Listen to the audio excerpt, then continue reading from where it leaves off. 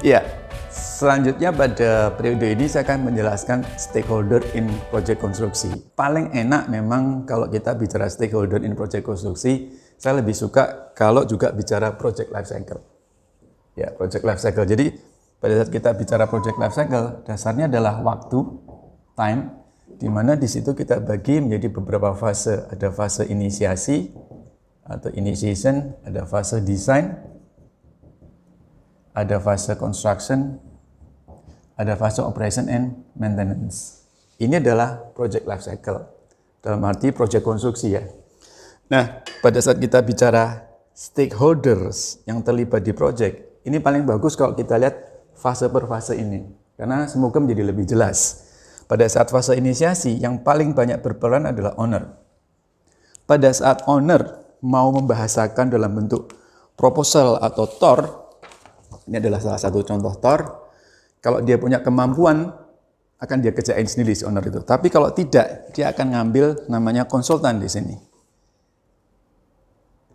Kalau kita di dalam proyek-proyek yang bersifat pembiayaan oleh negara, plat merah, atau kami di Fakultas Teknik biasanya kami punya tim teknis untuk membantu owner di dalam rangka membuat proposal tadi supaya bahasanya sedikit menjadi bahasa teknis. Ya. Setelah stakeholder posisi di inisiasi yaitu owner dan konsultan atau tim teknis akan masuk di fase desain. Di fase desain ini aktor yang pertama atau owner yang utama adalah konsultan perencana. Nah, konsultan perencana inilah yang mencoba membahasakan dari TOR atau KAK dari owner ini menjadi bentuk detail engineering design. Jadi ini produknya menjadi DED. Kalau tadi di fase inisiasi produknya adalah TOR atau KAK. Nah, pada fase desain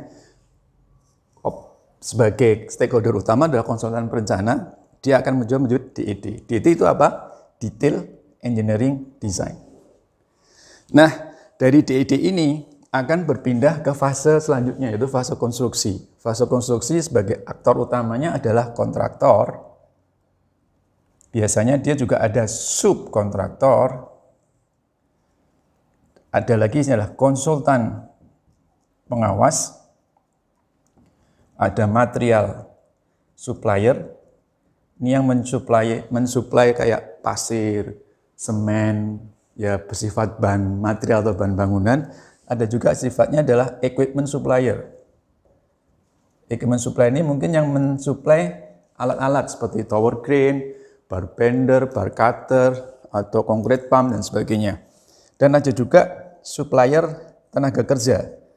Ini biasanya kalau kita di lapangan ada yang namanya basborong. Nah, basborong itulah yang mengorganize tukang, yang mengorganize pembantu tukang untuk bisa masuk dalam proyek. Nah, ini kalau kita lihat di fase konstruksi ini ternyata stakeholdernya paling banyak gitu ya.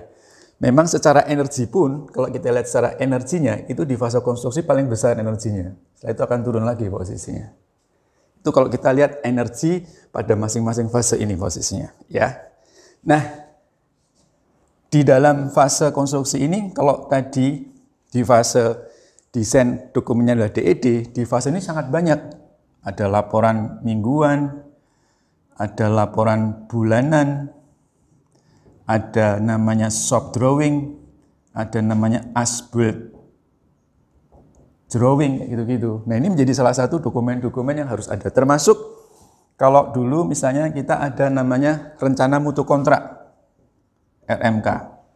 Kalau sekarang ada lagi tambahan, ada namanya dokumen untuk kelengkapan K3. Posisinya seperti itu.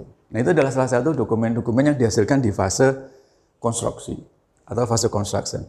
Di fase OM, yang paling dominan adalah balik ke owner lagi. Karena setelah kita melaksanakan project itu selesai, akan dimanfaatkan oleh owner. Nah, kalau itu bersifat gedung ataupun bersifat fasilitas-fasilitas publik, itu pasti ada namanya adalah ada manajer dari gedung tersebut. Manajer gedung, atau kalau kami di beberapa instansi pemerintah namanya ada unit UPA seperti itu. Nah, itu adalah salah satu hal bagaimana kita melihat semua stakeholder yang ada dari mulai fase inisiasi, desain, construction, operation and maintenance, seperti itu. Nah, perlu diingat masing-masing stakeholder ini punya interest yang berbeda. Sehingga dari sini kadang-kadang akan muncul namanya dispute. Dispute itu adalah ketidak saling pemahaman antara satu stakeholder terhadap stakeholder yang lain. Nah, ini adalah bagian dari kembali lagi manajemen. Jadi kita harus menyelesaikan masalah dispute ini dengan pendekatan-pendekatan ilmu manajemen di mana ada plan, ada do, ada check, dan ada act. Demikian adik-adik semua.